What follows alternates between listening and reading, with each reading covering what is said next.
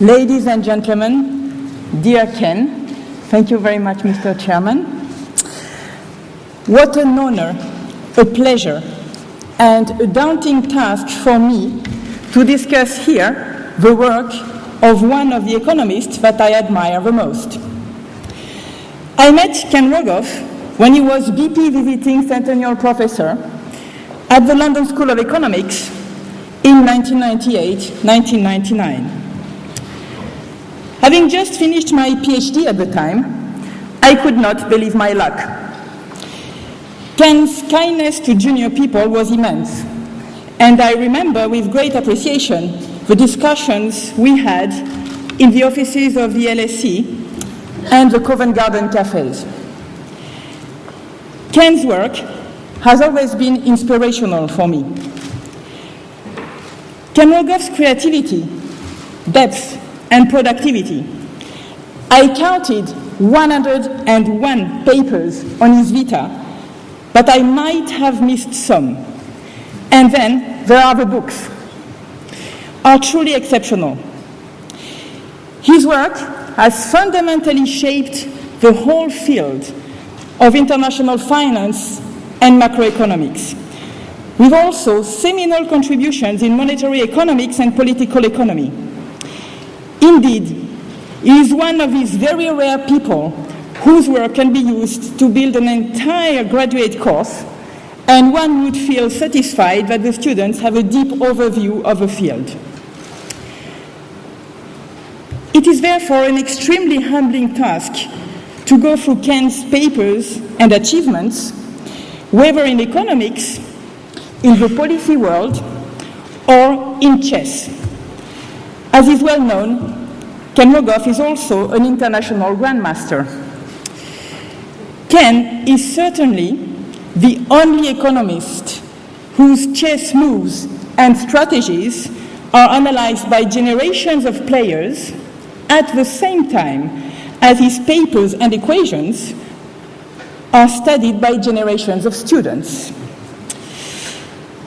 When reading Ken Rogoff's papers, one is left thinking, paper after paper, what an amazing insight he laid down, how elegantly he set it out, how deep it is, and finally, something that the profession often neglects, how right, at least some of it, is. So, what have we learned from Ken Rogoff's work? Ken has contributed to so many varied important areas, including exchange rate economics, political economy, monetary economics, sovereign debt, and financial crisis studies, that giving full justice to his work would be a tour de force, but I'm afraid I cannot really hope to accomplish here. I'm counting on the help of the colleagues who will talk later today to help me.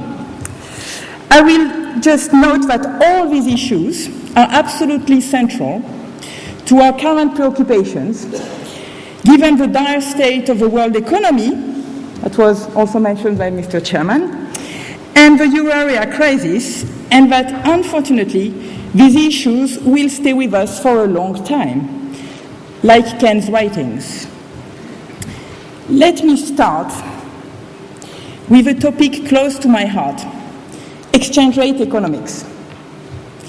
Ken Rogoff's contributions to the field are so central that it would be hard to find any serious paper on exchange rate which does not cite the messy Rogoff 1983 paper in the Journal of International Economics and the 1996 Rogoff Purchasing Power Parity Puzzle paper in the Journal of Economic Literature. According to Ken's former boss at the Federal Reserve Board, who actually may take too much credit, when working at the board as a young economist, Ken was challenged to provide forecasts for the dollar exchange rate.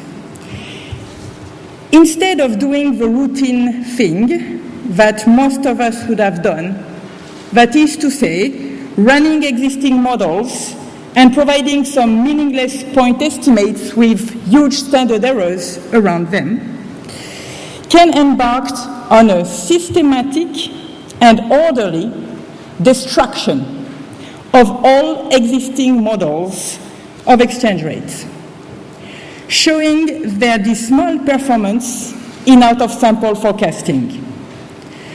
What Messi and Rogoff showed, to the dismay of the profession, is that no existing exchange rate models could beat the deceptively simple forecast of a random walk.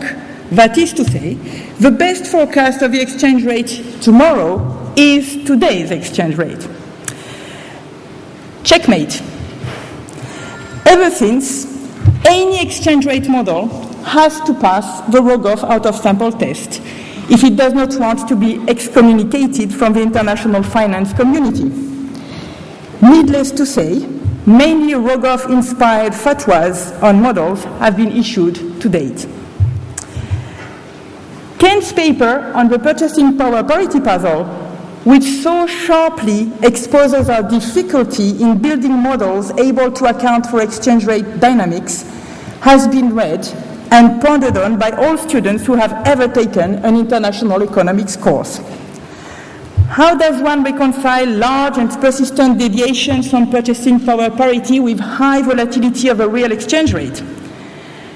This question has guided many modeling attempts, and it is fair to say that to date, few models, if any, can fully answer this puzzle. In fact, Ken is a grandmaster of puzzles. With one of his longtime co-authors, Maury Obstfeld, Ken attacked frontally 6 puzzles in international macroeconomics, no less. And he dared to suggest that the rather pedestrian assumption of including transportation costs in our models was enough to actually solve them. This paper, boldly called The 6 Major Puzzles in International Macroeconomics, Is There a Common Cause?, is one of my favorites when I teach a graduate class. It is a beautiful example of Rogovian thinking. Take a set of complex, apparently disjoint problems, which have challenged the best minds in the profession for a while, such as the Feldstein-Orioka puzzle, the excess volatility puzzle, the home bias puzzle, and find a very simple, common explanation that can potentially kill all the birds with one stone. It is always a pleasure to see the light in the eyes of the students when they finally understand the power of the idea. This usually takes a while. In the field of monetary policy, Keynes' celebrated 1985 Quarterly Journal of Economics paper on the optimal degree